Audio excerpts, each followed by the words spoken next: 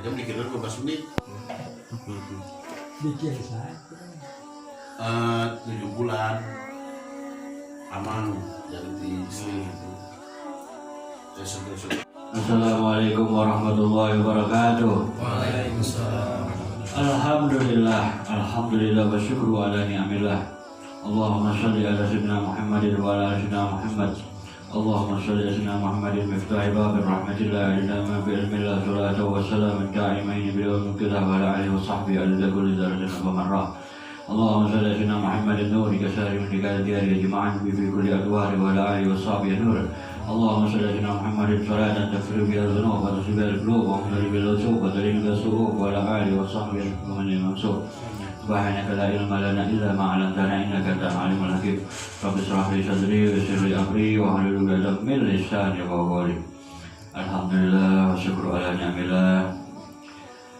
Berkat daripada rahmat dan taufik wal hidayah Allah Ta'ala, kebaikan Allah Subhanahu wa Ta'ala kepada kita dapat dikumpulkan di tempat mulia ini, dapat berkumpul kembali di malam yang Masya Allah ini. Salawat serta salam semoga selalu dicurahkan untuk kanjeng Nabi besar Muhammad Sallallahu Alaihi Wasallam dan keluarganya dan para sahabatnya dan pengikutnya yang setia hingga akhir zaman. Amin ya Allah ya Rabbal Alamin. Pada bab ini kita insya Allah akan membahas tentang kebersihan. Ya, karena apa? Karena penting kebersihan, apalagi tadi kita lagi ngobrol tentang kebersihan, ya kan? Kebersihan ini sangat penting karena Rasulullah SAW dalam satu hadis bersabda, Bismillahirrahmanirrahim, buniyad dinu 'alal nadhafah, agama itu dibangun di atas kebersihan, kata Nabi Muhammad SAW. Rasul juga bersabda, Innallaha nadhifun yuhibbun nadhafah, artinya sesungguhnya Allah Subhanahu wa Ta'ala itu maha bersih, dia cinta kebersihan. Al-Hadis. Jadi hendaklah kita selaku orang-orang yang beriman selalu menjaga kebersihan lahir dan batin. Sesungguhnya orang-orang yang sempurna kebersihan jiwa dan hatinya laksana malaikat yang berbentuk manusia. Kebersihan yang utama adalah kebersihan batin daripada kebersihan zahir.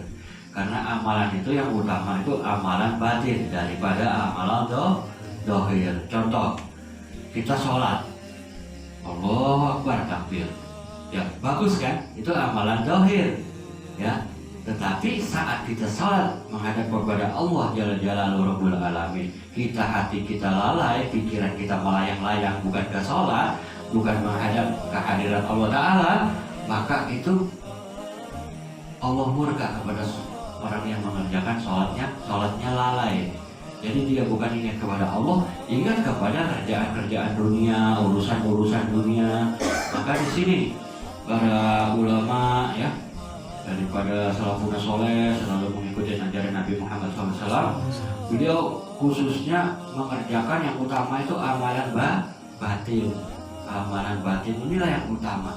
Nanti dari batin yang bersih, dari jiwa yang bersih, yang Masya Allah, ya Allah, Masya Allah Muhammad, Allah kasih kebersihan hati. Jadi sholatnya menjadi sempurna, amalan zahirnya menjadi sempurna.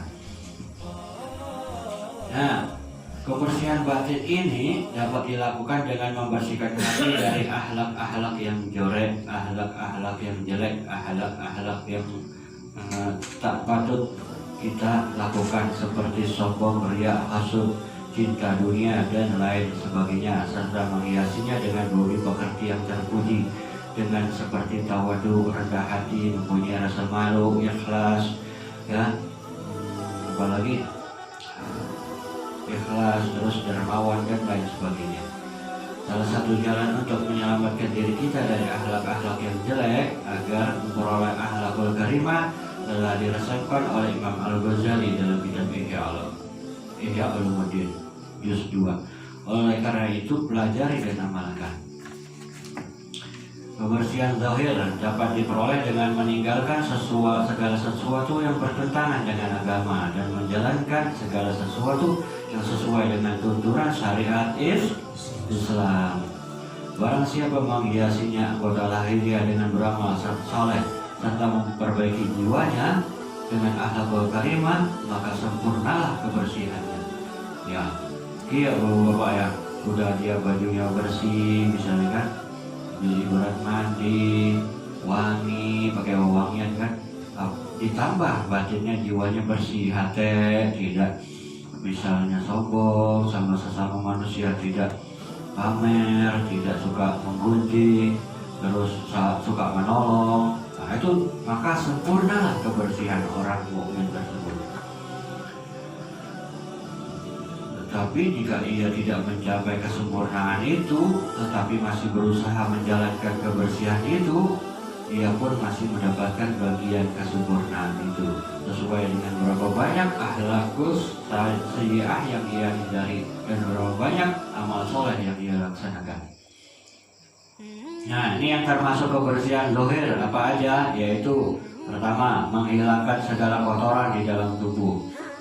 Kedua, bersuci dari hadas dan najis. Ketiga, menghilangkan bulu yang ada di sekitar kemaluan, mencabut atau memotong bulu rambut ketiak, mencukur kumis serta memotong kuku. Disunahkan pula memotong kuku yang ada di tangan, mulai dari telunjuk tangan kanan hingga dari kelingking, lalu dari kelingking tangan kiri hingga ibu jari, dan diakhiri dengan ibu jari kanan. Jadi sunahnya dia itu sini ke sini baru ke kanan. Pada kaki disunahkan mulai dari kelingking kaki kanan, nah kaki ya kelingking kaki kanan, dan diakhiri pada kelingking kaki kiri sesuai dengan cara kita memasukkan air ke dalam sela jari kaki ketika wudhu. Hukumnya makruh, yaitu mengakhirkan dalam membersihkan hal-hal tersebut di atas hingga 40 hari. Jadi kalau kita misalnya nggak membersihkan hal tersebut 40 hari, makruh lama-lama menjadi haram. Maka kita bersihkan hal tersebut sebelum 40 hari, jangan sampai 40 hari, apalagi lebih naudzubillah min dzalik. Bersihan zahir yang lain yaitu menghilangkan kotoran yang ada di sela-sela lubang yang ada pada tubuh kita, membersihkan kotoran yang ada di kedua mata seperti tahi mata, membuang kotoran yang ada di kedua lubang hidung, serta membuang sisa-sisa makanan yang tertinggal di sela-sela gigi kita. Itu kebersihan zahir. Hendaklah kita membersihkan mulut dengan siwak atau gosok gigi, lebih utama dengan siwak. Lebih-lebih sangat dianjurkan ketika hendak menunaikan ibadah. Hendaklah engkau selalu membersihkan bajumu yang kotor dengan air. Gunakanlah air secukupnya dan jangan menggunakan air secara berlebihan. Karena perbuatan itu sesuai dengan perbuatan kaum muftarin, orang yang selalu melebihi batas dari setiap perbuatan.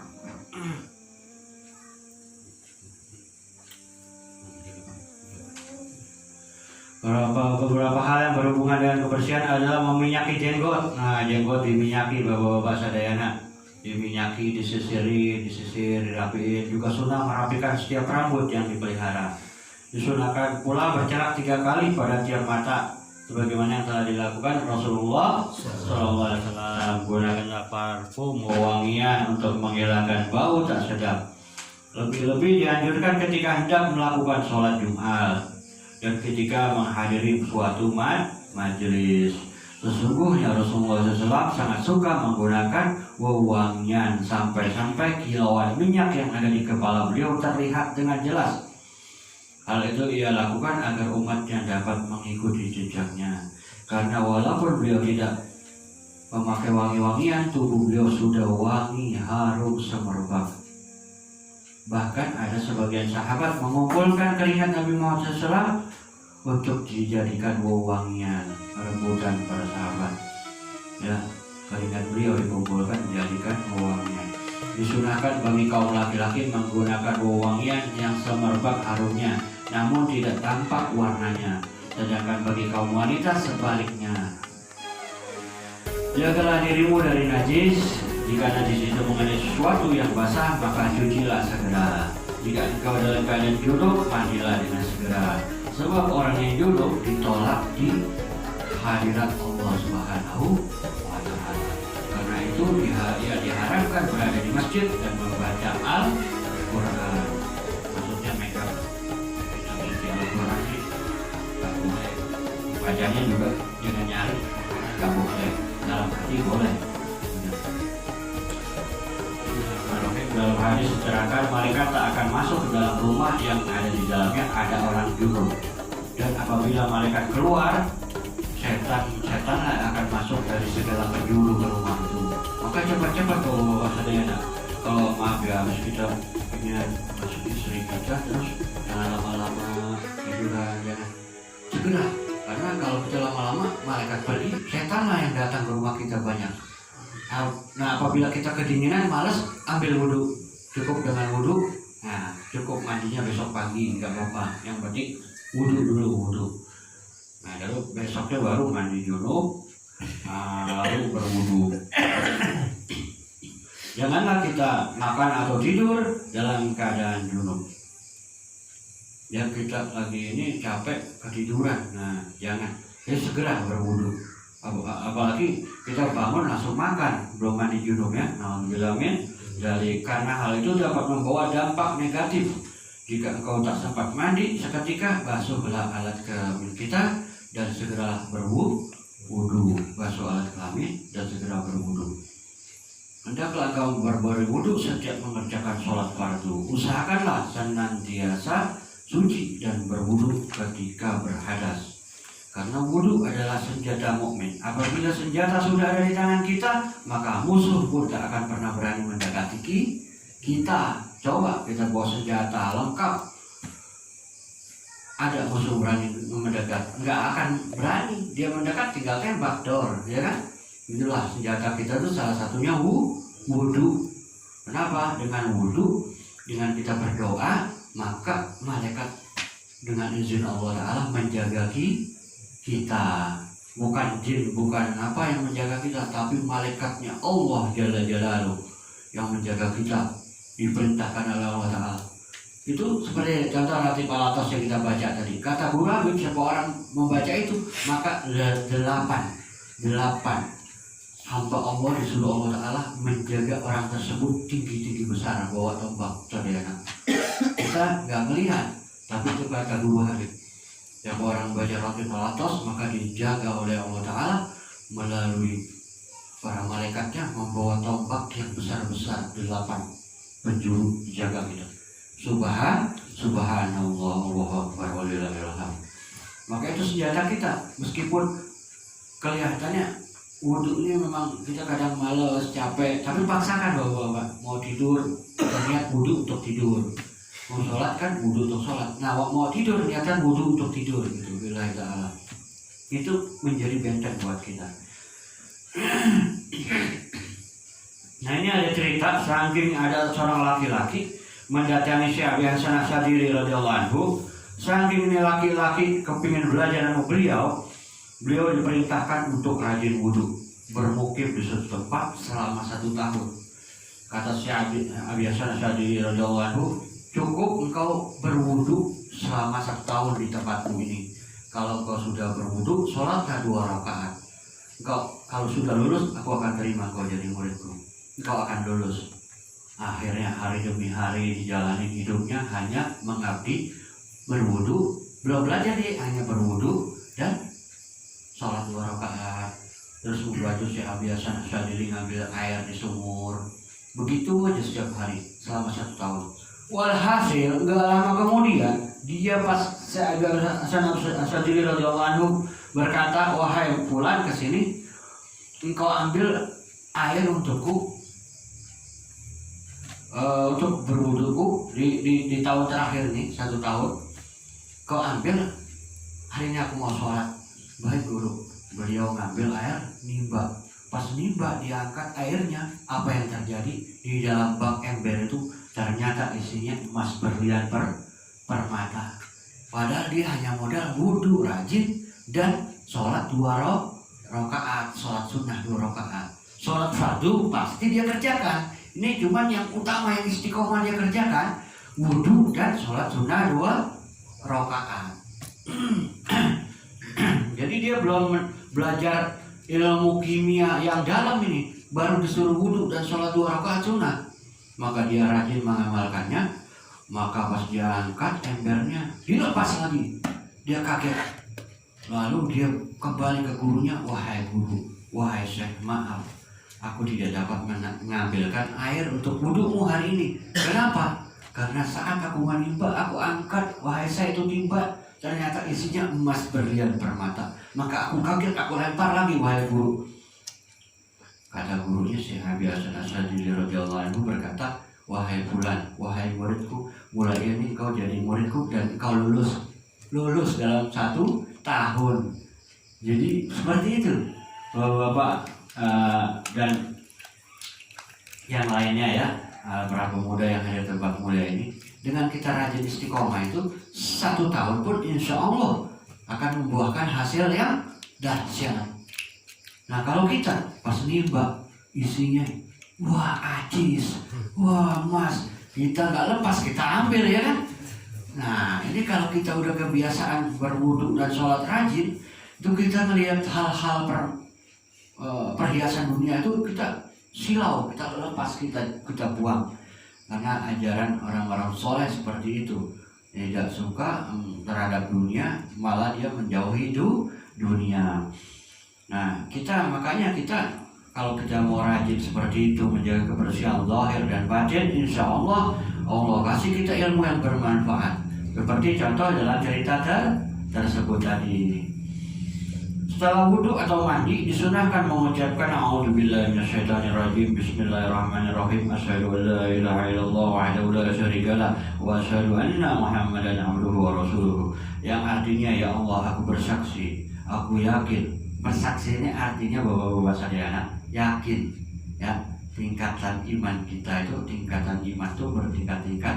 Yang utama di atas iman itu yakin.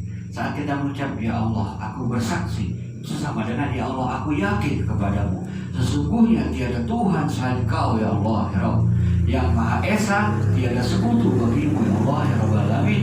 Dan aku bersaksi sesungguhnya, aku yakin sesungguhnya bahwa Nabi Muhammad SAW adalah hambamu dan rasulmu, ya kan? Itu kita harus baca setelah wudhu atau mandi, disunahkan mengucapkan hal tersebut. Itu saja dari Habib. Insya Allah mudah-mudahan bermanfaat. Ya Allah Ta'ala mudah-mudahan ampuni dosa-dosa kita, dosa-dosa kedua orang tua kita, dosa-dosa keluarga kita. Allah Ta'ala lindungi kita dari keburukan-keburukan, bala musibah apapun. Yang punya hutang mudah-mudahan Allah lunasi hutang-hutangnya. Yang belum kecukupan mudah-mudahan Allah cukupin rezekinya. Allah kasih rezeki yang banyak, yang barokah, usahanya Allah kasih maju. Yang penting jangan lupa selalu kita iman Islam kita jangan pernah copot dari hati kita, dan selalu bertakwa kepada Allah Subhanahu wa Ta'ala dengan mengikuti ajaran kanjeng besar kanjeng Nabi Muhammad sallallahu alaihi wasallam. Itu saja dari Habib. Alhamdulillah, wabillahi taufiq wal hidayah. Assalamualaikum warahmatullahi wabarakatuh. Allahumma shalli wa sallim wa barik alaihi.